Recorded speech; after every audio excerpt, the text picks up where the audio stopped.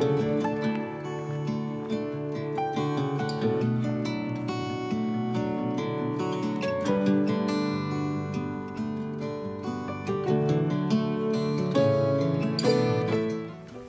folks, we're in Camden, Tennessee today to do the Patsy Cline crash site memorial. I've already showed you the signs and stuff like that, but Patsy Cline was coming back from a benefit for a DJ Cactus Jack call. He had died earlier in December in an auto accident, and Patsy went over and did a charity benefit to raise some money to help out with things. And she was headed back from that event back to Nashville to her home when this crash took place. She had been warned, you know, the day they were getting ready to leave after the event, the weather was horrible and they weren't able to leave that day. And Dottie West had actually told Patsy, hey, we're driving back, me and my husband, why don't you ride back with us? And Patsy, in her normal Patsy way, you know, she was a rough kind of a gal as far as she talked man talk, you know what I'm saying? She wasn't a feminine woman by any means. She could be feminine, but at the same time, she let people know where she stood on things. And she told Dottie, don't be worried about me, Hoss. She called everybody Hoss, you know. So Dottie and her husband went ahead, they left, driving back to Nashville. So the following day, Patsy and Randy Hughes, Cowboy Copas, and Hawkshaw Hawkins departed Kansas City at around 1:07 in the evening against people's professionals' opinions. You know, Randy Hughes, he was actually Cowboy Copas' son-in-law. He owned the plane. He was the pilot of the plane, and he also was Patsy's manager. So he had a lot going on. But they were all Grand Ole Opry stars and Nashville music talents. And it was a rainy day, foggy, real bad weather. Everybody said don't go. They wanted to get home, so they left anyways. They left Kansas City around 1:07, I believe is what it said, and arrived in Dyersburg around 5. Shortly after 6 p.m. in the evening, they left Dyersburg, and Patsy Cline's watch was found here at this crash site. And the belief is that when they hit the ground, they hit it so hard that it actually broke her watch. But I'm going to walk you through the crash site.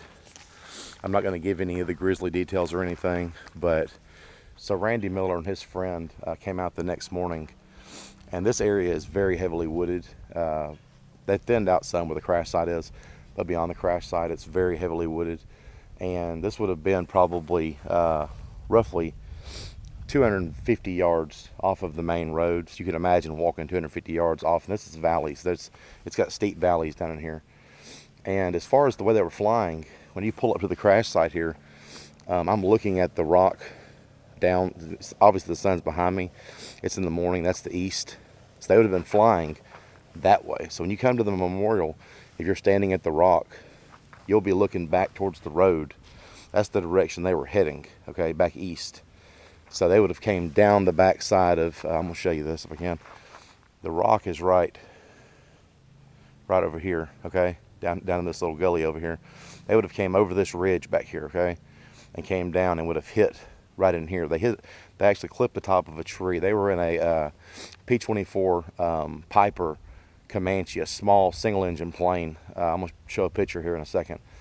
But they clipped a tree up here, okay, and it knocked the engine off of the plane, and the engine ended up being in a 6-foot deep hole, you know, yeah. So, and the plane was actually up in the trees.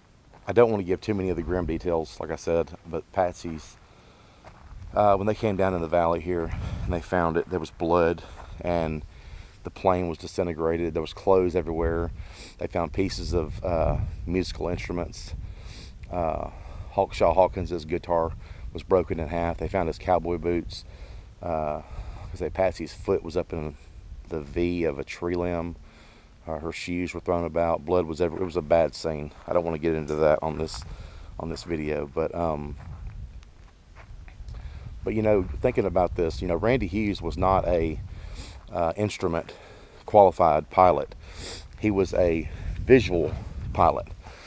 He was not supposed to be flying at night or in bad weather.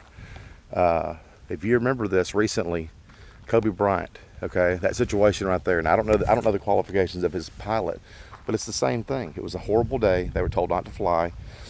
They were in Los Angeles, outside Los Angeles. It's the same thing. So many of these talents and these young celebrities, they travel a lot with air, and you know, they want to get there quick. And these things, you know, accidents happen. You fly thousands of times, and before you know it, you have an accident. So I'm going to walk y'all down to the crash site now, and I'm just going to be quiet. There's actually a sign here that says silence beyond this point, so I'm not going to say anything or make any noises. I'm just going to show y'all the location. When we get back up here to the top, we'll talk some more about a couple things.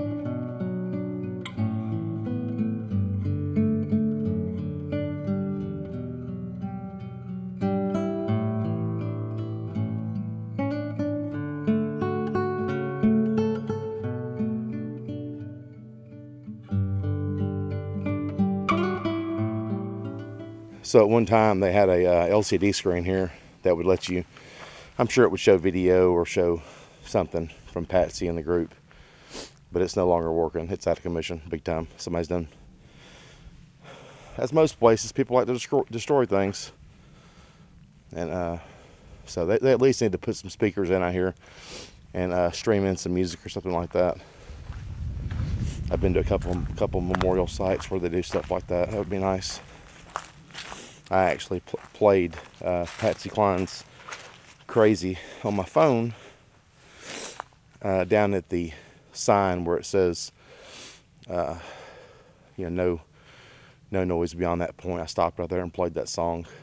And man, this is a little bowl in here. It's like a little valley. And man, it was echoing through here.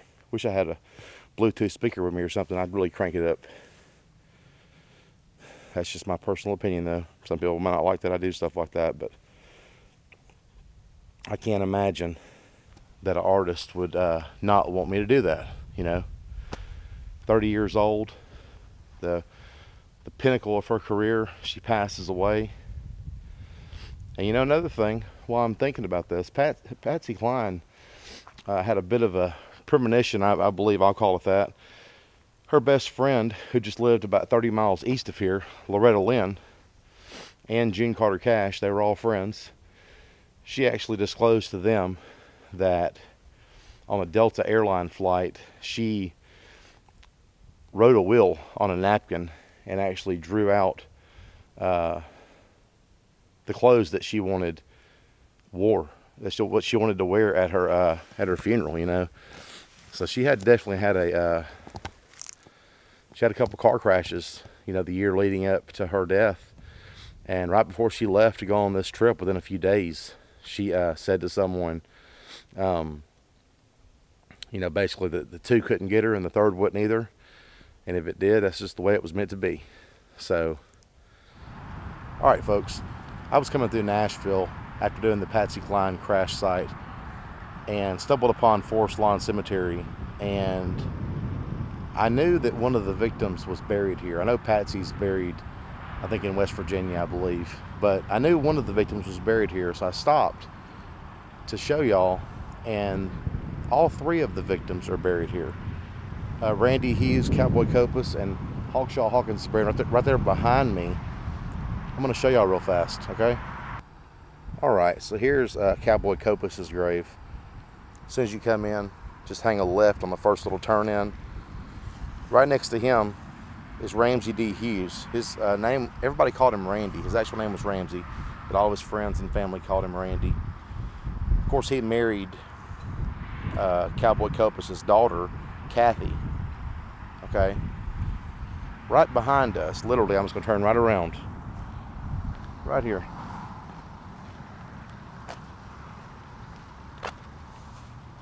Right here. Hawkshaw Hawkins. Right there. They're all buried right here together. Alright, while I'm here at Forest Lawn, I thought I might mention that Jack England, he actually passed away on the way to Patsy Cline's funeral. So I just thought y'all might want to know that. I would throw that in on this video.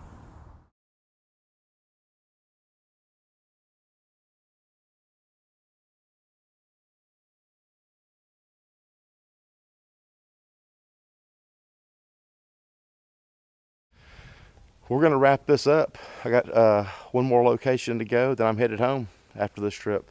So thank y'all for joining my channel. Thank y'all for the new subscribers. Thank y'all for watching the video. If y'all want to contact me with any kind of request or anything, information, questions, whatever, hit me up at bigbakeonthemove@gmail.com. Instagram, bigbakeonthemove. Of course, YouTube, Facebook. I got a group. Y'all hit me up, man. And we got some good things coming. We're going to give back some. I already put it on my Facebook group, what I'm talking about. Y'all check it out. And we'll see y'all on the next one. See ya.